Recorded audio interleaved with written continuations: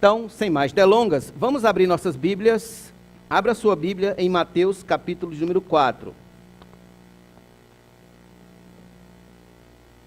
Mateus, capítulo de número 4. Nós vamos ler dos versos de número 1 ao verso de número 11.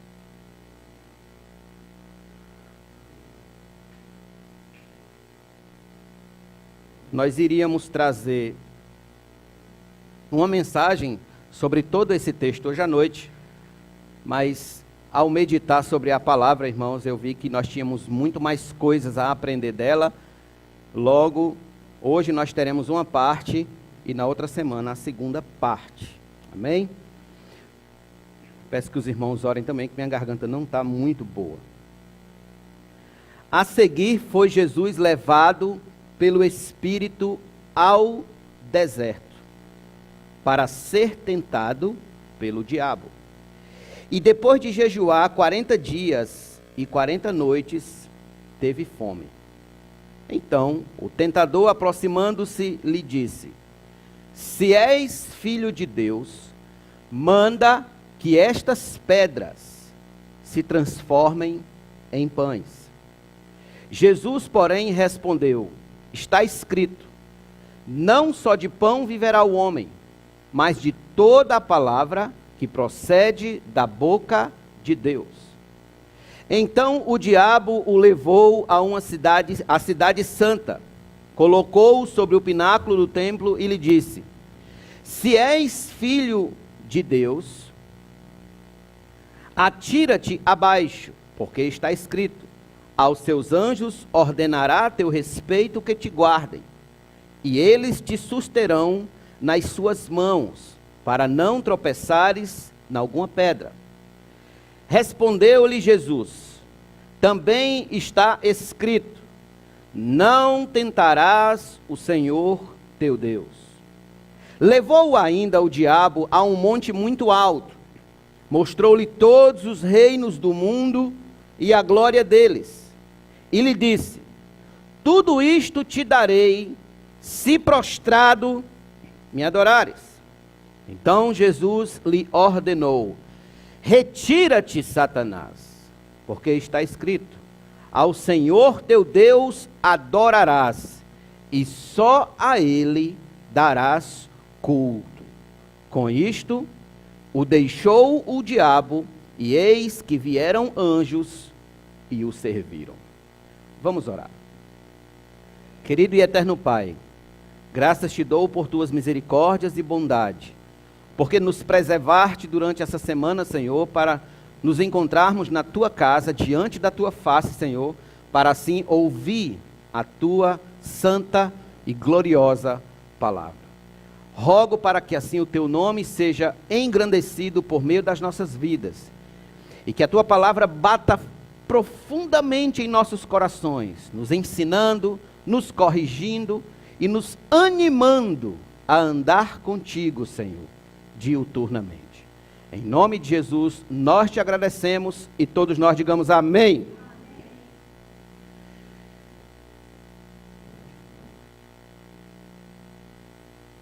Permita-me iniciar hoje à noite esta série de mensagem com o tema As Três Armadilhas de Satanás. As Três Armadilhas de Satanás. Preste-me atenção. Não é de bom alvitre que um pregador ele passe todo o tempo de sua vida ministerial dando atenção ao diabo nas suas pregações.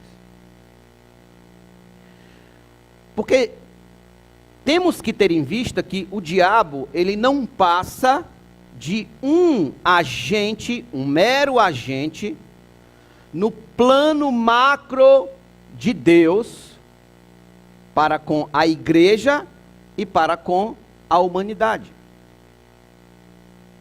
É como dizia Martinho Lutero: Satanás é um cachorro na coleira de Deus. João Calvino, o reformador, dizia que até o diabo é o diabo de Deus. Em outras palavras, ele estava querendo dizer que nosso arqui-inimigo, ele tem seu poder de atuação dentro de certos limites estabelecidos. Por exemplo, quando o diabo partiu para prejudicar Jó, Deus disse: você toque na carne dele, mas não tire a sua vida. Deus estabeleceu um limite, e ele só foi até onde Deus disse que ele fosse. Entretanto, é muita irresponsabilidade de qualquer pregador nunca alertar a humanidade da existência do diabo e das maneiras pelas quais ele costuma agir contra Deus e contra seu povo, contra a criação de Deus. Porque fato é que o diabo existe e ele não está de brincadeira. Eu vou repetir isso aqui. É fato que o diabo existe e ele não está de brincadeira. Ele não está brincando. Foi o famoso pregador D.L. Moody que disse: creio que Satanás existe por duas razões. Primeira, a Bíblia assim o diz. Segunda, eu já fiz negócio com ele. Então, qual o homem que antes de conhecer a Cristo não fez negócios com o diabo? Paulo vai dizer que nós éramos o quê? Escravos dos pensamentos, andavam segundo o curso deste mundo, fazendo a vontade do príncipe das potestades do ar. Foi Charles Spurgeon, o pregador batista, que disse o seguinte: certos teólogos de hoje não creem na existência de Satanás. Aí ele completa dizendo: é estranho que filhos não creiam na existência do próprio pai. Quando um teólogo se levanta para declarar que o diabo não existe, eis ali um filho do diabo. Por quê? Porque de tempos em tempos, o diabo ele levanta homens em todos os campos intelectuais mais diversos para tentar provar a sua não existência. O que eu estou querendo dizer com isso? Eu estou querendo dizer que enquanto no Evangelho de Cristo não é interessante ao homem descrer da existência de Deus, no Evangelho do diabo é interessante que o homem não creia que ele existe. Não dê crédito que o diabo existe. É interessante para Satanás ser ignorado ou tratado apenas como um ser mitológico, um mito, uma mentira, uma falsidade. No entanto, amados irmãos, não é assim que as Escrituras lidam com a sua existência e com o seu modus operandi, com a sua maneira de agir. Em várias passagens das Escrituras, da Bíblia Sagrada, nós atestamos a sua indigesta existência e atuação. Por exemplo, abra sua Bíblia comigo na segunda carta de Paulo aos Coríntios.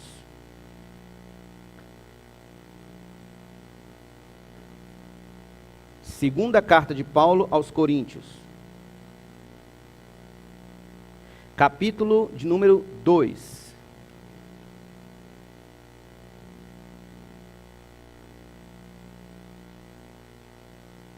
Para que Satanás, versículo de número 11. Segundo aos Coríntios 2, 11. Paulo estava falando sobre como o penitente, como o crente arrependido de pecado, ele deve ser admitido à igreja. E aí no versículo 10, Paulo diz: a quem perdoais alguma coisa, a quem a igreja perdoar, também eu perdoo, porque de fato, o que tenho perdoado, se alguma coisa tenho perdoado, por causa de vós o fiz na presença de Cristo, para que Satanás não alcance vantagem sobre nós, pois não lhe ignoramos os desígnios. Em outra tradução diz: não lhe ignoramos os ardis. Ardis são condutas astuciosas, condutas maliciosas. Então Paulo, além de não ignorar a existência, a astúcia de Satanás contra a igreja de Deus, ele também vai nos dizer em outro lugar de que maneira nós devemos estar preparados para enfrentá-lo. Abra sua Bíblia em Efésios 6. Olha o que Paulo diz. Efésios capítulo 6, verso de número 10 ao 12.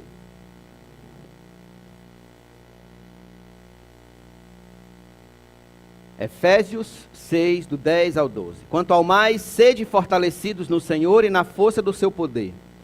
Revesti-vos de toda a armadura de Deus, para poderdes ficar firmes contra as ciladas do diabo. Contra as ciladas do diabo. Olha o versículo 12.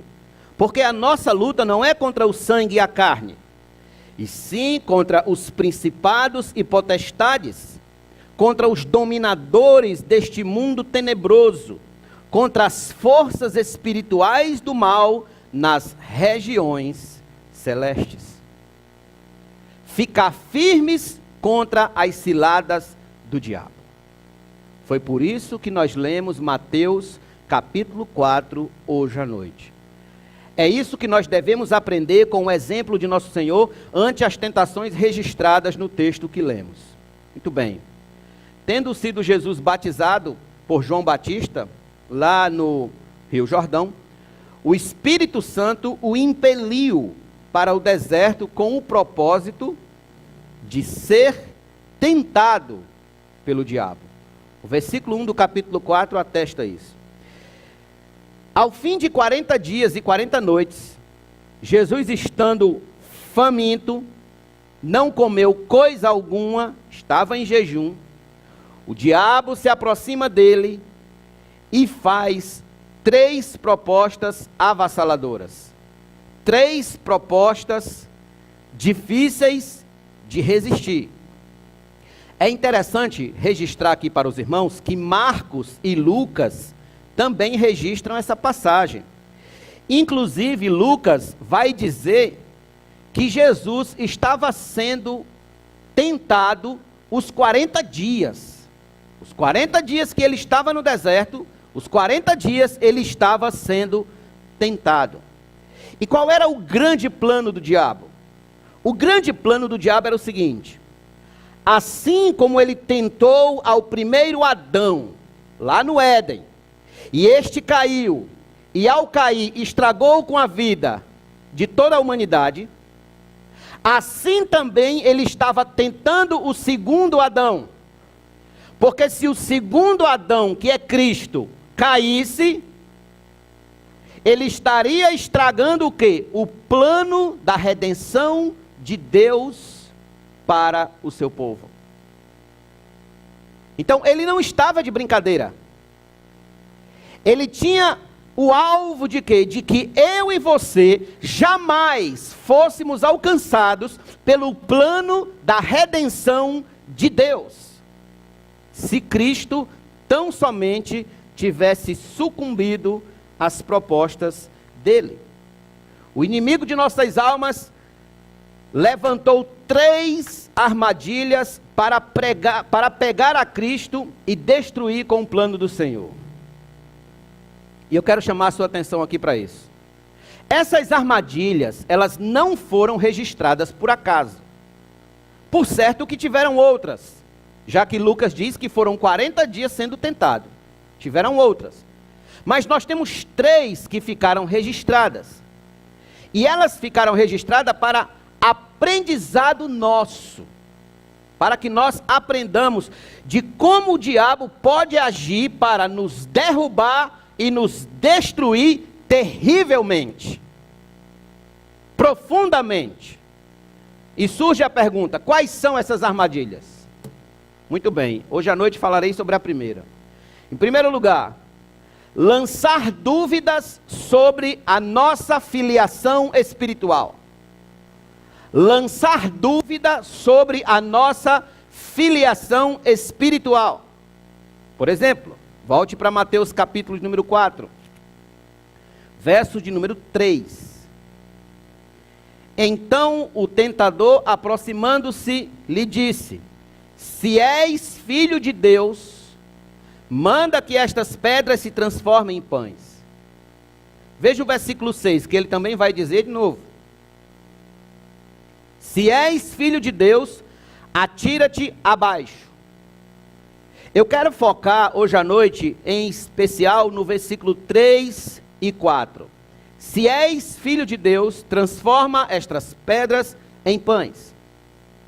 Faminto do jeito que estava, nada mais conveniente para Cristo do que usar o seu poder para transformar pedras em pães, já que ele era o quê? O Filho do Deus Todo-Poderoso.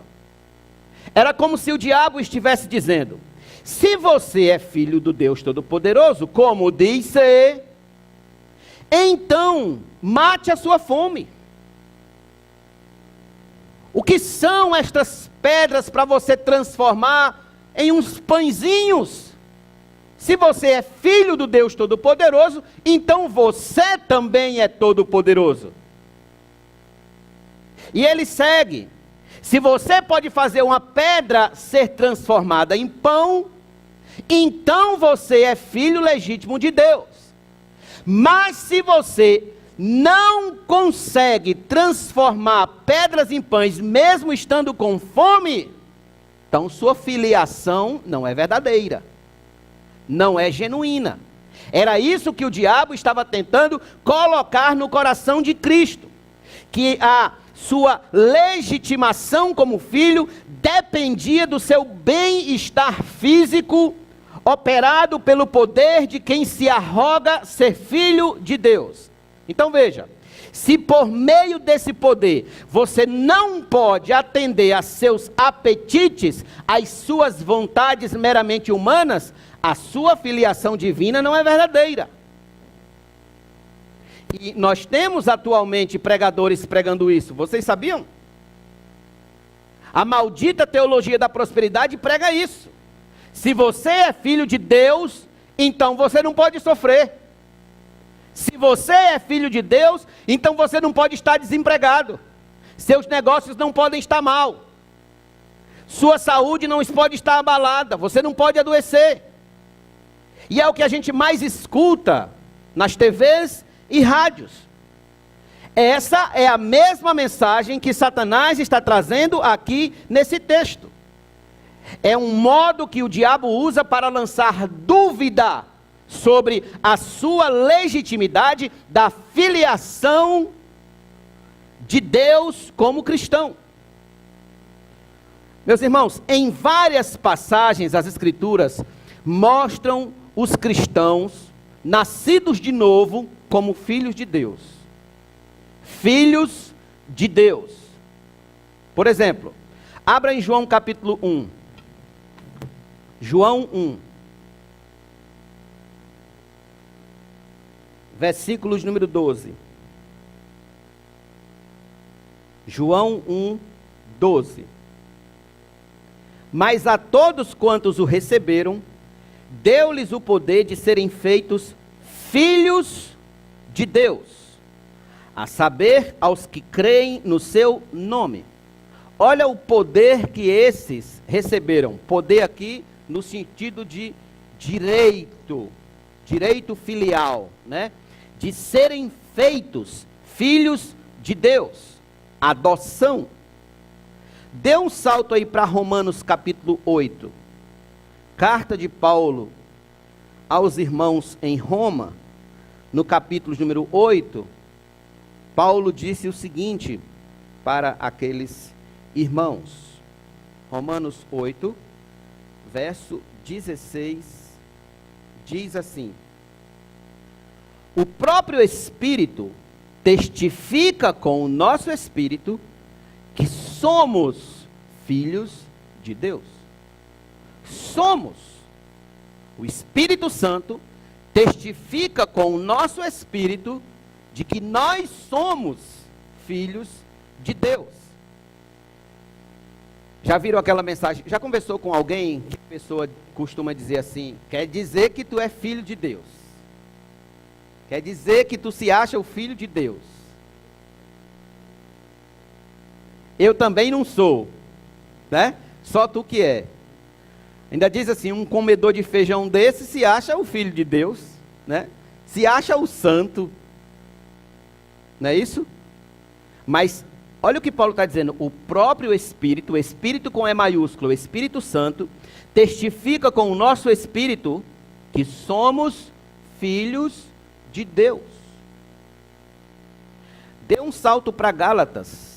Gálatas, carta de Paulo aos irmãos da Galácia do Sul.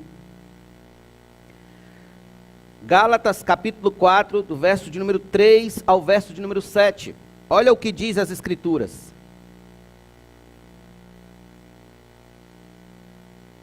Assim também nós, quando éramos menores, estávamos servilmente sujeitos aos rudimentos do mundo. Vindo, porém, à plenitude do tempo, Deus enviou seu Filho, nascido de mulher, nascido sob a lei, para resgatar os que estavam sob a lei, a fim de que recebêssemos a adoção de filhos. E porque vós sois filhos, enviou Deus ao nosso coração o Espírito de seu Filho, que clama: Abba, Pai, que quer dizer paizinho. De sorte que já não és mais escravo, porém filho. E sendo filho, também herdeiro por Deus. O que você é? Filho. Que privilégio. Dê um salto aí para a primeira carta de João. Primeira carta do apóstolo João. Capítulo número 3.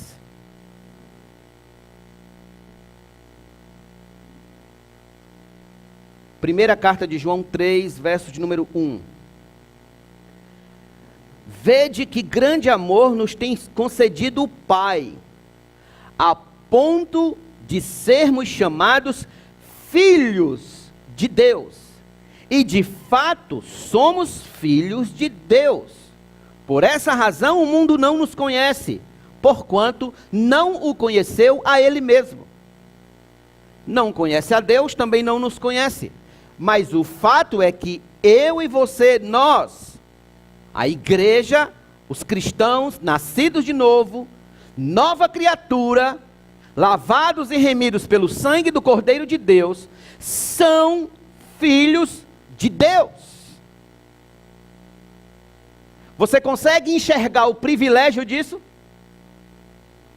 De não mais existir entre aqueles que vivem debaixo do poder das potestades e príncipes do ar desta terra, mas agora viver debaixo do senhorio, da paternidade de Deus, e poder orar com toda a segurança dizendo: Pai nosso que estás nos céus. Pai nosso. O diabo trabalha para nos arrancar essa convicção, para nos arrancar esta verdade de nosso peito.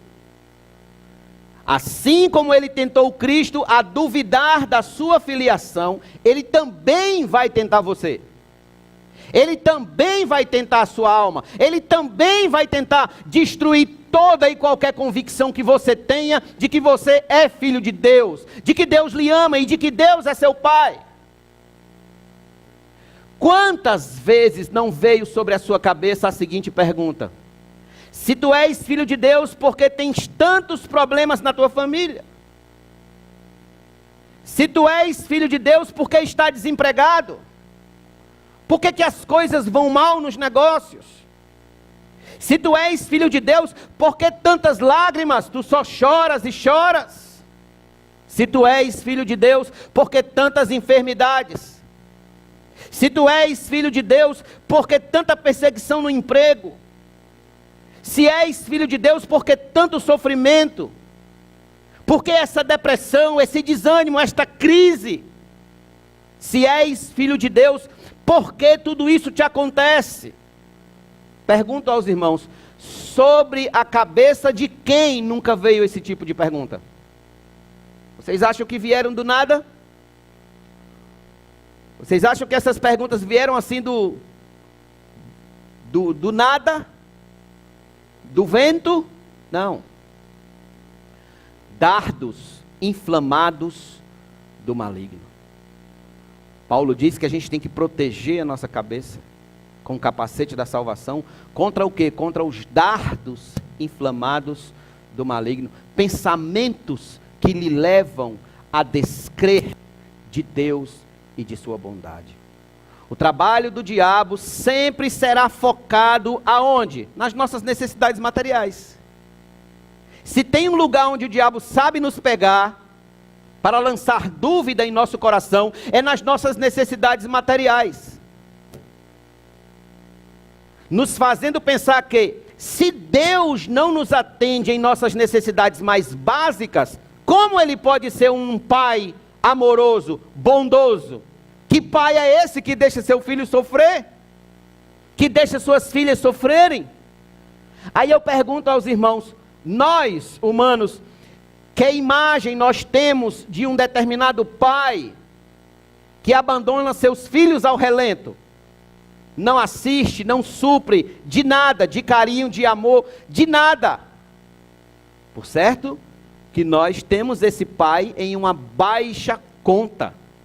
Ninguém leva esse homem a sério. Esse homem é desacreditado, desrespeitado, desmoralizado. Olha o que Satanás quer fazer com Deus na nossa cabeça, a fim de que a gente desrespeite Deus, desmoralize Deus como nosso pai, como um pai bondoso, como um pai amoroso. E assim ele tem arrebanhado a muitos para uma vida de amargura contra Deus. A muitos. Daí tem nascido toda sorte de existencialismo e de ateísmo.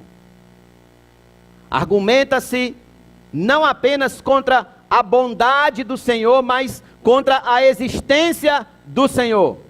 Quando você ouvir alguém dizer, não creio em Deus,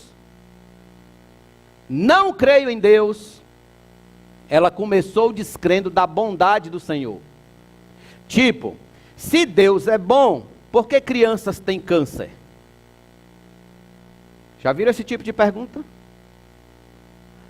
Eles nunca formulam o contrário. Se Deus é mau, então por que todas não têm? Eles sempre formulam o oposto. Se Deus é bom, por que tem crianças com câncer? Então, eles começam a descrer de quê? Da bondade de Deus, do amor de Deus, da benignidade de Deus, da misericórdia de Deus, da graça, e depois eles passam a dizer que Deus não existe. Se Ele não é bom, Ele também não existe. É só uma questão de tempo. Qual é o propósito do inimigo? O propósito do inimigo é este: nos levar a descrer da existência de Deus.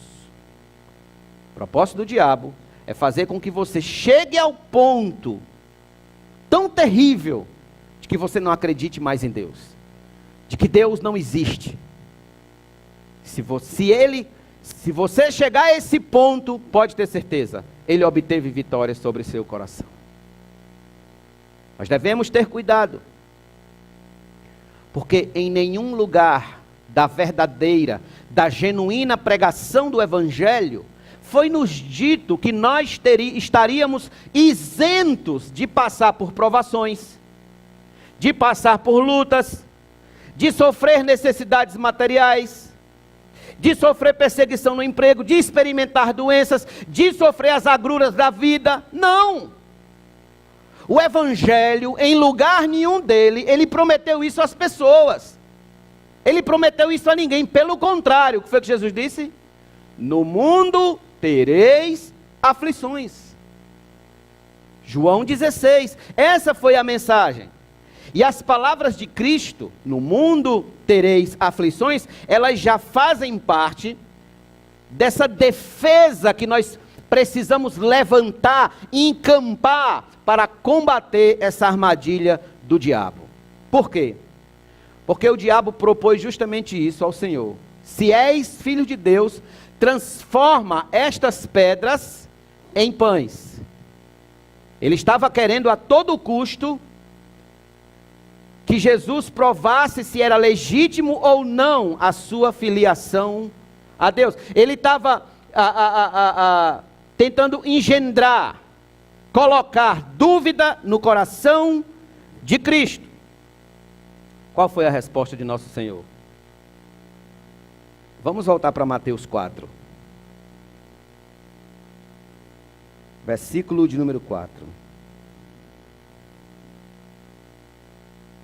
Jesus, porém, respondeu: está escrito, não só de pão viverá o homem, mas de toda a palavra que procede, que sai da boca de Deus.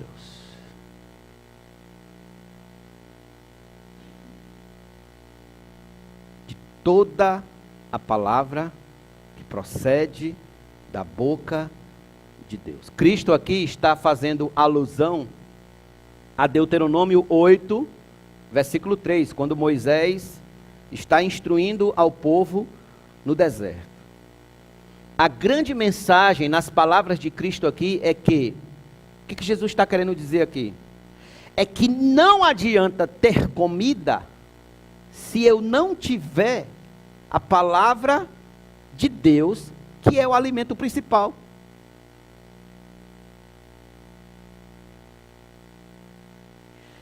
Vou um pouquinho mais longe.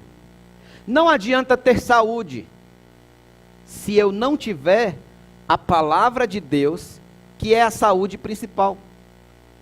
Não adianta ter riquezas se eu não tiver a palavra de Deus, que é a riqueza principal. Não adianta eu ter qualquer outra coisa sem a palavra de Deus, porque a palavra de Deus é o essencial para uma vida cheia de graça, uma vida, podemos dizer assim, plena da alegria verdadeira do Evangelho. O homem pode até viver sem pão, mas ele jamais viverá bem em sua plenitude sem a palavra de Deus. Ele vai precisar dessa palavra para alimentar a sua alma. Ele vai precisar dessa palavra para alimentar seu coração. Ele vai precisar dessa palavra para as noites mais escuras da sua alma. Nas noites mais escuras da alma, os homens perceberam que as suas riquezas não eram nada. Nas noites mais escuras da alma, os homens perceberam que o seu tesouro, que o pão, que a água, que enfim o ouro e a prata não eram nada. Mas a palavra de Deus era tudo. Era o que sobrava. Porque é na palavra de Deus que nós ganhamos esperança nas promessas de nosso Senhor e Salvador Jesus Cristo, não apenas para esta vida, mas principalmente para a eternidade. Principalmente.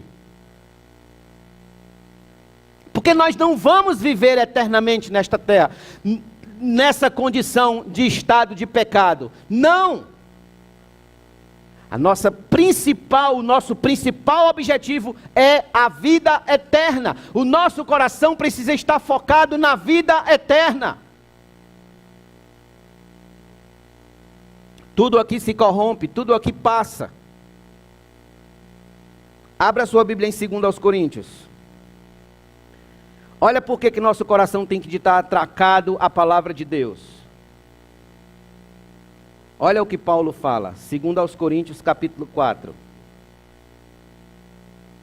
Verso de número 16 ao 18. A palavra, ela produz esperança no nosso coração. A genuína esperança, a verdadeira esperança, num ser eterno que é Cristo. Então veja, por isso, 2 Coríntios 4,16. Não desanimamos, pelo contrário, mesmo que o nosso homem exterior se corrompa, se acabe, contudo, o nosso homem interior se renova de dia em dia. Porque a nossa leve e momentânea tribulação, quem aqui não está passando tribulação? Quem aqui não tem suas tribulações particulares? Todos nós temos. Mas veja o que ele diz: a nossa leve e momentânea tribulação produz para nós o que? Eterno peso de glória, acima de toda comparação. A glória que lhe aguarda na eternidade, ela é incomparável, o peso dela é incomparável ao peso dessa tribulação, dessa cruz que você carrega agora. A glória é muito maior, incomparável. Verso de número 18. Não atentando nós nas coisas que se veem. Qual é o problema da gente? É ficar olhando o tempo todo para as coisas que se veem. Mas nas que não se veem, porque as que se veem são temporais. As que não se veem são eternas. Dê um salto para Tiago, capítulo 1. Tiago, capítulo número 1.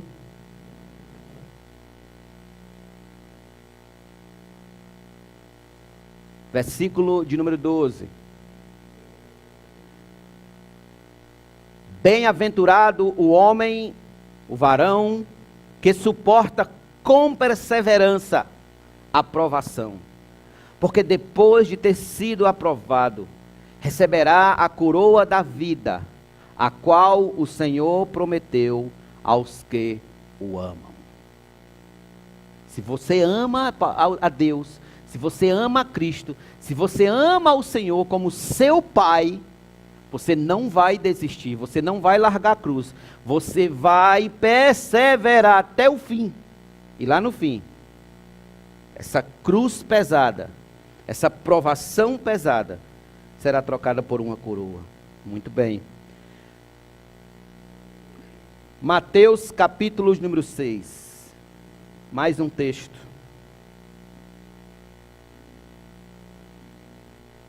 Mateus capítulo número 6. Versos de número 25.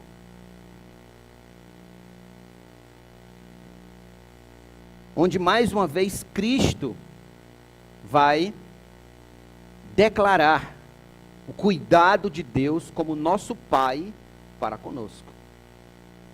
Por isso vos digo, não andeis ansiosos pela vossa vida, quanto ao que haveis de comer ou beber, nem pelo vosso corpo, quanto ao que haveis de vestir. Não é a vida mais do que o alimento, e o corpo mais do que as vestes? Observai as aves do céu, não semeiam, não colhem, nem ajuntam em celeiros, contudo vosso Pai Celeste as sustenta. Porventura não valeis vós muito mais do que as aves? Qual de vós, por ansioso que esteja, pode acrescentar um côvado, 45 centímetros, ao curso da sua vida? E por que andais ansiosos quanto ao vestuário? Considerai como crescem os lírios do campo. Eles não trabalham nem fiam. Eu, contudo, vos afirmo que nem Salomão, em toda a sua glória, se vestiu como qualquer deles. Os lírios se vestem melhores do que nós, irmãos. Ora, se Deus veste assim a erva do campo que hoje existe e amanhã é lançada no forno, quanto mais a vós outros, homens de pequena fé. Portanto, não vos inquieteis dizendo, que comeremos, que beberemos ou com que nos vestiremos? Porque os gentios é que procuram todas estas coisas, pois vosso Pai Celeste sabe que necessitais de todas elas. Buscai, pois, em primeiro lugar, o seu reino e a sua justiça, e todas estas coisas vos serão acrescentadas. Portanto, não vos inquieteis com o dia de amanhã, pois o amanhã trará os seus cuidados. Basta ao dia o seu próprio mal. Está convencido? Não paramos ainda. Vamos para Romanos capítulo número 8. Romanos capítulo número 8. Verso de número 31 em diante. Olha que declaração magnífica nós temos aqui. No mesmo capítulo, ele disse no verso 16 que o Espírito testifica com o nosso Espírito que nós somos filhos de Deus. E o que pode acontecer a esses filhos de Deus? Verso de número 31. Que diremos, pois, à vista destas coisas? Se Deus é por nós, quem será contra nós? Aquele que não poupou o seu próprio filho, antes por todos nós o entregou, porventura não nos dará graciosamente com ele todas as coisas? Quem intentará acusação contra os eleitos de Deus? É Deus quem os justifica. Quem os condenará? É Cristo Jesus quem morreu, ou antes, quem ressuscitou, o qual está à direita de Deus e também intercede por nós. Quem nos separará do amor de Cristo? Aqui está o gargalo de Satanás. Todo o trabalho dele é para que nós nos separemos do amor de Cristo, para que estejamos apartados desse amor. E aí Paulo diz: quem nos separará do amor de Cristo? Será tribulação? Ou angústia? Ou perseguição? Ou fome? Ou nudez? Ou perigo? Ou espada? Como está escrito: por amor de ti, somos entregues à morte o dia todo. Fomos considerados como ovelhas para o matadouro.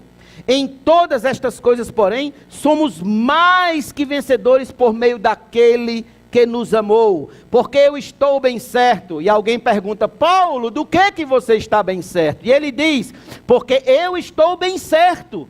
E alguém pergunta de novo: do que você está bem certo, Paulo? E Paulo responde: porque eu estou bem certo de que nem morte, nem a vida, nem os anjos, nem os principados, nem as coisas do presente, nem as coisas do porvir, nem os poderes, nem a altura, nem a profundidade, nem qualquer outra criatura poderá separar-nos do amor de Deus que está em Cristo Jesus, nosso Senhor.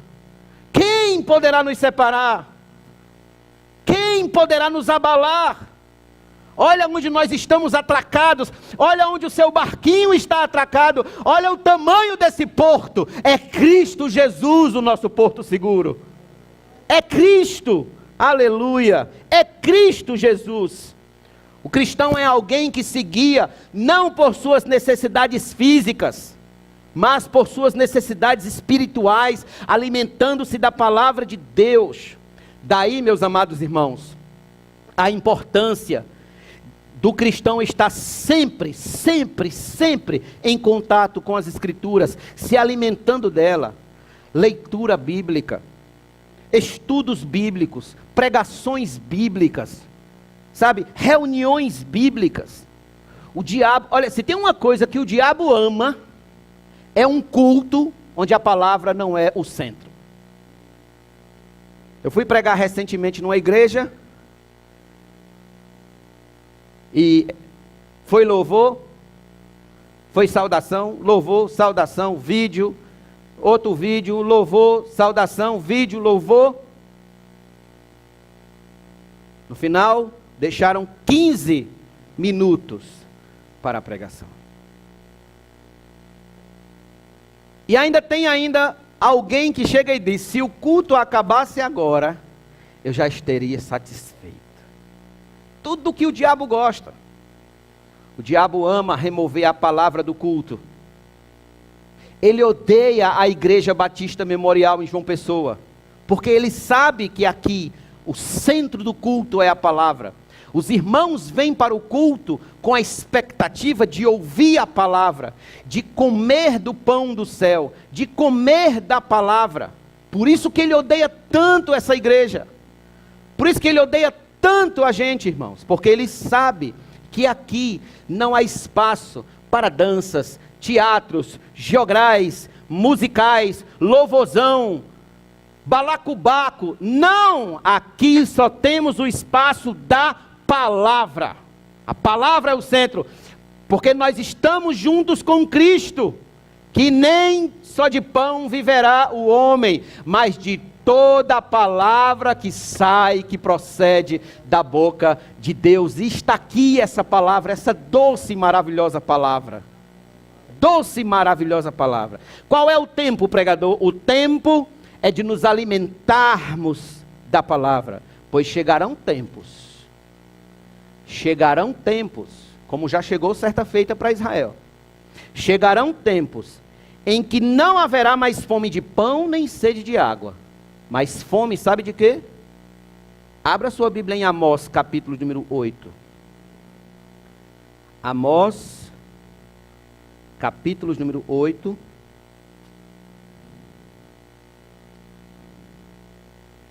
Em Daniel, Oséias, Joel, Amós. Capítulo número 8.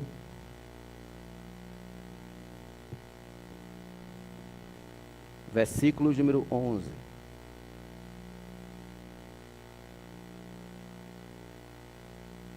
Eis que vem dias, diz o Senhor Deus, em que enviarei fome sobre a terra, não de pão, nem sede de água, mas de ouvir as palavras do Senhor.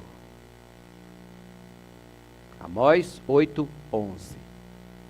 Dias em que não haverá mais fome de pão ou sede de água, mas de se ouvir a palavra do Senhor.